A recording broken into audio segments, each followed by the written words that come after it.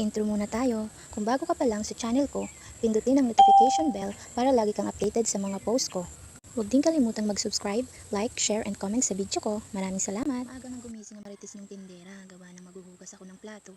At nagluluto din pala ako dyan ng almusal ng anak ko. Kaya habang naghuhugas ako ng plato at hindi pa naman naluluto yung niluluto ko ayan, naghuhugas muna ako para matapos ako.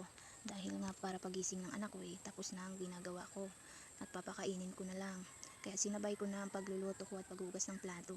Ayan nga, nagluto nga ako ng pansit canton. Ayun, advertise ko ng artist. Pero, ayan, dahil yan nga yung almusal ng anak ko. Tapos meron yang kapares na hot pandesal. Gawa syempre yan dito sa amin. Dahil nagtitinda din kami ng hot pandesal, ayan, i-partner natin yung pansit canton sa hot pandesal namin. And yan, kung gusto nyo nga palang umorder ng hot pandesal, syempre, meron kami yan dito sa Purok 6, Makiling Street, Barangay Bigo, syempre sa Northern Samar.